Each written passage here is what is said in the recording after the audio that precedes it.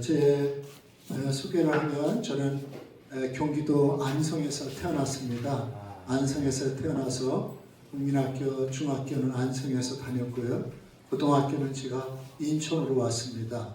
그래서 인천에서 고등학교 졸업받고 또 제가 이렇게 또 대학을 졸업받고 또 침례신학대학에 이렇게 학사 편입을 해서 이렇게 침례교 목사가 되었습니다. 저는 그 침례교가 좋아서 간 것도 아니고 저는 장로교인이었었어요 원래. 장로교인데 장로교도 가고 또 뭐 다른 학교를 가려고 그러는데 그 당시 저를 이렇게 받아주는 데가 없었어. 몸이 불편해가지고. 근데 이제 가까이 지내는 분은 동생 같은 분이 이렇게 얘기하더라고요. 지금 김동원 목사인데요. 장로교 목사님인데 형, 그 뭐냐면 침례교는 형 같은 사람도 학교에서 받아준다는 거예요. 그래서 제가 처음에 뭐냐면 침례교를 가게 되었고 거기 가서 저는 침례교가 이단인 줄 알았어. 그 당시. 그래서 제가 이게 진짜 이단인가 정상적인 교회인가 이렇게 해서 수업을 제가 몰래 가서 들었습니다. 근데 처음에 가서 강의를 들었는데 그게 뭐냐면 논리학이라는 거를 강의를 하는데 신동성이라는 분이 강의를 하는데 강의를 아주 잘 하시더라고요. 그래서 강의를 들어보니까 이게 이단이 아니구나 제가 이렇게 마음으로 확인하고 학장을 찾아가서 그 학장 옆에서 편입시험을 봐가지고 그 학교에 이렇게 편입을 해서 침례교 졸업하게 되었습니다. 그리고 제가 침례교에서 뭐냐면 83년도 6월 18일 날 제가 목사 안수를 받고 이렇게 목회를 그 전에 했죠. 목회는 80년도부터 목회해갖고 83년도 6월 18일 날 침례교 목회자가 되어서 지금까지 이렇게 목회를 해옵니다. 자, 제가 자리를 정돈하겠습니다. 전 목회 앉으세요. 앉고 앉을 사람 다 앉고 돌아다니지 마시고. 자, 앉으세요. 앉으세요. 저는 단임 목표만 해가지고 어수선하면 저는 이게 집중이 안 돼. 그러니까 저를 협력해 주시는 마음으로 앉으세요. 앉아주시고요. 자, 제가 하는 일을 좀 소개하겠습니다. 저는 이렇게 여기 있는 그 두 분 목사님을 보면서 우리 처음에 제가 만났을 때 그 뭐냐면 우리 최명철 목사님이나 또 우리 최명원 목사님이 두 분이 형제인 줄 알았어. 똑같이 명자 돌림이라 이 두 분들이 형제신가 그랬어요. 저는 형제인 줄 알았어요. 두 분들이. 그래서 어떻게 이렇게 형제분들이 이런 사역을 하실까. 제가 이렇게 좀 의문을 가졌습니다. 그래서 제가 이렇게 그래서 우리 최 목사님도 제가 오래전에 만났거든요. 그런데 이제 누님인지 여동생을 만난 거예요. 그래서 어떻게 이렇게 형제분들이 이런 사역을 하시나 해가지고 제가 여기까지 왔습니다. 근데 제가 두 분을 보면서 공이 하나 깨달은 게 있어. 우리 최 목사님도 가만히 보면 뭐에 사로잡혀 있어. 또 우리 최명훈 목사님도 가만히 보면 뭐에 사로잡혀 있어. 그거 좀 세상 말로 표현해서 미쳤다고 그랬죠. 미쳤다. 근데 가만히 보면 우리 최명철 목사님도 정상은 아니에요. 확실히 정상은 아니에요. 왜냐면 이분 보세요. 이분도 가정이 있는 분이거든요. 딸도 있거든요. 그럼 가정을 지킬 거 아니겠어요. 그거 다 뒤로 하고 여기 와서 자기 사역을 다 준비하는. 제가 이걸 좀 보면서 저분 참 특별한 분이다. 제가 이 생각을 했어요. 그렇죠. 여기 춥잖아요. 여러분 안 춥죠? 난 여기가 추워요. 나는 이제 목사님한테 얘기 드렸는데 오해하지 마세요. 나 여기 있으려고 내 마음 먹고 왔거든. 내가 도저히 못 견뎌. 왜 못 견디는지 아세요? 내가 이거 보조기를 꼈거든. 근데 이 보조기를 만든 재료가 플라스틱이에요. 근데 나는 다리가 없는 게 아니라 다리가 있는 사람이야. 그러니까 다리가 부족하니까 부족한 다리를 보호해주기 위해서 보조기를 꼈거든. 그러니까 날이 추면 플라스틱이 차가워지지. 그러니까 내 살을 짓누르는 거야. 그러니까 견디지 못하겠어. 내가 그냥 이를 악물고 지금 참는 거야 지금. 이렇게나 예배 시간 오래 하는 줄 몰랐어. 난 너무 힘들었어요. 막 눈이 감겨. 너무 힘드니까. 무슨 말인지 아시죠? 이게 차가우니까 차가운 걸 어떻게 못 견디잖아. 이런 얘기 좀 여러분들이 제 형편을 이해해 주시기를 부탁드리고요. 하여튼 우리 최 목사님이 추운 데 와서 자기 작업을 하는 거예요. 이게 뭐 유튜브를 찍고 저녁에 와서는 또 이 작업을 꺼내버렸네. 뭐가?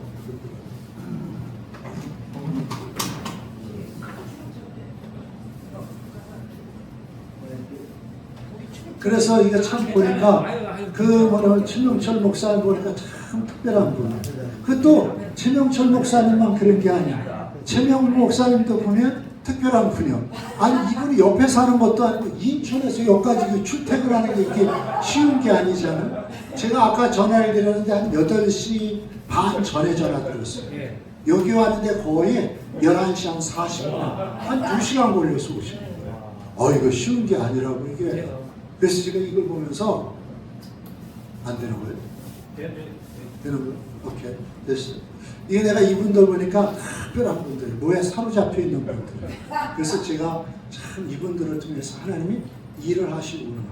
일을 하시는구나. 그걸 제가 깨달았어요. 제가 하는 거 간단히 소개하면 제가 선교하려고 한 게 아니라 하나님이 저를 이렇게 이 사역을 하도록 이렇게 몰아넣으셨어요. 그러니까 제가 91년도에 목회자 모임에 갔습니다. 미국에서 많은 목사들 세미나를 하기 위해서 갔는데 그 모임에 미국 전역에서 한 450명 정도 목사님이 참여를 해주셨어요. 복음신문 주체로 성령 세미나라는 걸 하는데 근데 450명 중에 많은 목사님인데 그 중에 한 분이 저를 계속해서 따라다녀요. 제가 강의실에 가면 강의실에 저를 따라오고 또 제가 뭐냐면 식당에 밥 먹으러 가면 또 제 옆에 와서 밥을 잡수고 그러면서 저한테 자꾸 말을 거는 거예요. 그러니까 지금도 제가 젊게 보이죠. 근데 91년도에 제 나이가 얼마나 젊었어요. 젊죠. 근데 그분이 제 옆에 앉아서 말을 걸으면서 저한테 그런 얘기를 나도 목사님과 같은 장애자라는 거예요. 근데 제가 그 얘기를 들었을 때 아주 기분이 상했어요. 왜 그러냐면 제가 그분을 볼 때는 건강한 사람이에요. 걷는 것도 잘 걷고 정상적으로. 그래서 제가 화를 했어요. 아니 목사님 왜 젊은 저한테 그런 농담을 하십니까? 제가 화를 냈어요. 불쾌해가지고. 그랬더니 그분이 아니라고 자기 다리를 확 걷더라고. 오른쪽 다리를. 걷는 걸 봤더니 그분은 무릎 이하를 잃었어요. 그래가지고 뭐냐면 의족을 끼셨어. 의족을. 다리가 없어. 근데 의족을 잘하면 무릎이 살아있기 때문에 걷는 걸 보면 정상인처럼. 그래서 순간적으로 제가 양해를 구했어요. 미안하다. 왜? 어른한테 제가 화를 냈으니까. 죄송하다. 용서하시라. 그래서 그게 계기가 되어서 그분하고 이제 서로 간에 대화를 나누게 되었습니다. 그랬더니 자기가 사고당한 경위를 얘기하는 거예요. 제주도에서 출생을 해가지고 고등학교 졸업받고 53년도에 시내를 나가다가 자기가 타고 가던 그 버스가 뒤집혔다는 거예요. 그래가지고 사고를 나가지고 다리를 잃게 되었어요. 그래서 병원에 입원해가지고 겨우 수술을 하고 양쪽에 크러치를 끼고 집에 퇴원을 했는데 아버지가 퇴원하는 날 돈을 배에다 채워주면서 너 돈 갖고 집을 나가라고 그러더라고요. 네가 만약 장애자라는 이유로 부모를 의지하고 형제를 의지하면 네가 사람 무시할 수 없다. 그러니까 내가 너한테 돈을 줄 테니 이 돈을 가지고 나가서 네 삶을 개척을 하라. 네가 말하면 학교를 다니든지 아니면 사업을 하든지 기술을 배우든지 네 스스로 삶을 개척하라 하면서 아버지가 억지로 이분을 나가라고 그러더라고요. 그때 아버지의 뜻을 몰라가지고 이분이 엉엉 울면서 아버지의 아버지가 등을 뛰밀어다 갖고 한국까지 왔다. 그리고 제주도 한국에 와서 배를 태워줘가지고 부산에 도착했어요. 근데 배를 탈 때 아버지가 그 얘기를 하더라고요. 너 같은 장애인은 시골에서 살면 안 된다. 그러니까 큰 도시로 가라. 큰 도시. 그래서 부산에 도착을 해가지고 부산역에 가서 경부선을 타고 있으면 서울역까지 도착합니다. 근데 꼼꼼한 밤중에 도착을 했습니다. 각자 사람이 다 자기 목적지가 있으니까 서울역에 내려가지고 다 가는데 이 사람은 갈 데가 없는 거예요. 서울역 앞에서 서성서성 하는데 1953년도니까 6.25 아니에요? 6.25 때. 그러니까 꼼꼼하고 온 천지가 보이는 게 없는데 저쪽에서 어떤 사람이 자기를 보고 다가오더라는 거예요. 이렇게 보니까 외국 사람, 서양 사람이 와가지고 떠듬거리는 한국말로 너 다리가 왜 그러냐? 너 전쟁터에 갔다 왔느냐? 아니에요. 제가 사고가 나서 다리를 잃었습니다. 그랬습니다. 그럼 빨리 집에 가야지 그랬다. 저는 시골에서 와서 갈 데가 없습니다. 잠잘 데가 없습니다. 그랬어요. 그랬더니 그 미국 사람이 그래? 그럼 내가 너한테 오늘 저녁에 잠을 재워줄 테니까 나를 따라오라고 그랬더니 그래서 따라간 거예요. 그래서 잠을 잤습니다. 아침에 일어나서 보니까 서울역 앞에 뭐냐면 김호중 씨가 진 뭐냐면 대우그룹 빌딩이 있잖아요. 그 옆에 세브란스 재활원이 있잖아요. 세브란스 재활원. 거기서 잠자고 자기가 일어난 거예요. 잠자고 일어난. 그분이 아침에 와서 나는 당신 같은 사람한테 미국에서 의족을 만들어주기 위해서 내가 한국에 왔다. 그러니까 내가 당신한테 의족을 만들어줄 테니까 여기 좀 머물러 있으라고. 그래서 아침에 캐스트를 뜨고 뭐냐면 숙소에 가서 있으라 해서 그 뭐냐면 숙소에 가 있는데 뭐냐면 화장실을 가고 싶어서 화장실을 가는데 화장실에 발을 들여놓을 수가 없더래. 너무 지저분해가지고. 1953년도니까 한국이 어떻겠어요? 뭐 도덕도 없고 윤리도 없고 공중도덕을 모르는 거지. 그래서 이분이 불편한 몸으로 바깥을 빌려다가 물을 떠다가 화장실 청소를 아침 저녁을 해요. 아침에도 하고 저녁에도 하고. 그러니까 화장실이 깨끗해졌잖아. 소문이 난 거 이게. 그 뭐냐면 병원에서. 그랬더니 의사 사이에 소문이 나. 누가 화장실 청소해. 재활원에 와 있는 미스터 홍이라는 사람이 뭐냐면 화장실 청소해. 그래서 그 소문이 들리고 들려서 누구의 귀에 들리면 미국 선교사 귀에 들리는 거예요. 미국 선교사가 그간에 많은 사람들 의족을 해줘도 칭찬 듣는 사람이 없는데 이분은 칭찬을 듣는 거예요. 그래서 이분이 선교사님이 제안을 하더라고요. 내가 당신한테 뭐냐면 원하면 내가 이 기술을 가르쳐 주겠다. 또 만일 당신이 원하면 저녁에는 야간 학교를 보내주겠다. 그래서 당신이 생각을 해봐라. 그러니까 이분은 자기가 고향을 떠날 때 아버지가 부탁을 했어요. 네가 학교를 다니든지 기술을 배우든지 네 스스로 삶을 개척하라고 그랬는데 이게 해결됐어요. 기술 배울 수 있는 기회를 얻게 되었죠. 또 저녁에 학교 갈 수 있는 기회를 얻게 되었죠. 그래서 선교사님한테 예, 제가 하겠습니다. 대답을 했어요. 그래서 그날로 그분이 그 선교사의 비서가 되었어요. 주일날 되니까 이분이 교회를 나가는 거예요. 이분은 교회를 안 나가는 분이었어요. 선교사님 따라 가다 보니까 남대문 장로교를 나가더라는 거예요. 남대문. 그래서 교회 생활을 시작하게 되었어요.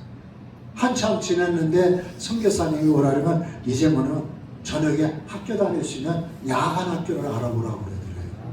그러니까 자기는 시골에서 왔으니까 그 당시 지금처럼 신문도 없었고 뭐 이 방송을 잘 모르잖아. 그래서 교인을 붙들고 상의를 했다는 거예요. 내가 저녁에 다닐 수 있는 학교를 찾고 있는데 어느 학교를 가야 됩니까? 하고 교인을 붙들고 상의를 했더니 교인이 뭘 다른 데 가느냐, 우리 교회 안에 대학교가 있으니까 여기를 다녀라 이렇게 말을 하더래요. 그게 뭐냐, 그 당시 남대문 장로교 담임 목사가 김치선 박사가 있어요. 그 김치선 박사가 누구냐면 대한신학교를 처음 시작한 분이었어요. 그 학교를 뭐냐, 거기서 시작한 분이었어요. 그래서 이분이 뭐냐, 그 학교에 등록을 하고 대한신학을 다니게 되었어요. 그래서 4년 동안 졸업을 했습니다. 그랬더니 선교사님, 너 당신 같은 장애인은 공부를 더 해야 된다. 그래서 이분이 뭐냐면 편입할 때를 찾다 보니까 당국대학교 사학과를 이분이 편입을 하고 있었어요. 왜 그러냐면 거기를 졸업하면 중등학교 교사 자격증을 준다는 거예요. 그래서 이분이 뭐냐면 사학과를 또 이분이 편입을 했어요. 학교를 다니는 중에 누구를 만나는 여자를 만났어요. 국문과 신입생을 만났어요. 둘이 교제하다가 결혼을 했습니다. 그게 그분의 부인입니다. 그래도 이분이 이제 그래서 결혼해서 애를 하나 낳았는데 선교사님이 나 이제 한국 근무를 마치고 미국에 돌아가게 됐다. 미스다운, 만약 당신이 원하면 내가 미국 가서 당신을 초청해주고 싶다고. 그러니까 1960년대 초반에 한국에 얼마나 못 살았어요. 아유, 미국에서 초청해준다니까 그럼 나 좀 초청해주세요. 그래가지고 이분이 미시간 주립대학 재활센터에 초청을 받고 미국으로 이민을 가고, 그래서 거기서 애들을 둘을 낳았어요. 큰애, 둘째 대학을 졸업받고 아마 보니까 자기 나이가 60이 된 거예요. 그때까지 몰랐다는 거예요. 그때 누구 생각? 선교사님 생각이 났어요. 그때 야, 나는 선교사님을 잘 만나서 자기 인생이 완전히 바뀐 거라고 했어요. 그 한 분 때문에 예수 믿어, 그분 때문에 기술 배워, 그분 때문에 대학 나와, 그분 때문에 부인 만나, 그분 때문에 미국까지 왔어. 그러니까 자기가 그 한 사람 때문에 인생이 변한 거를 깨달은 거예요. 그때 이분이 결심을 했다. 야, 나도 그 선교사님처럼 나를 필요하는 국가에 가서 그분처럼 의족을 만들어주고 복음을 전해야겠다. 이 결심을 했어요. 그리고 다니던 직장을 그만둔 거예요. 선교를 받고.